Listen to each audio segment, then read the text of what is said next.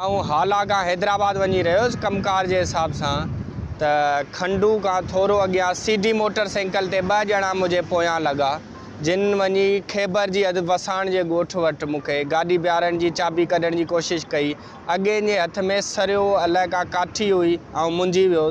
हुन अॻियां टायर में बि ॾियण जी कोशिशि कई जंहिंमें मुंहिंजी गाॾी जे मीटर जो बि नुक़सानु थियो आहे।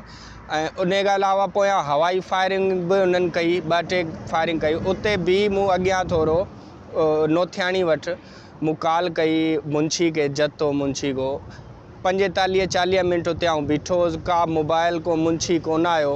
नेठि आऊं थाणे ते वञी मूं रिपोर्ट कराई उते। उन खां पोइ बि कुझु बि कोन थियो आहे। आऊं आला काम सां अपील थो कयां त SSP मटियारी DIG हैदराबाद मूंखे इंसाफ़ वठी ॾिनो वञे। मुंहिंजो रोज़ जो सफ़र आहे। मुंहिंजो कमुकार हैदराबाद सां ई आहे। ऐं लाइट जो कमु कंदो आहियां उतां सामान वठण ॾियण जे हिसाब सां।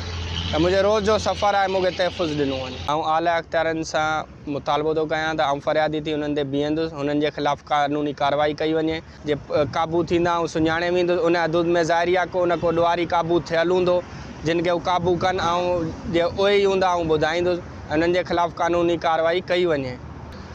उहे माण्हू जे साम्हूं आंदा वेंदा त आऊं सुञाणे वेंदुसि।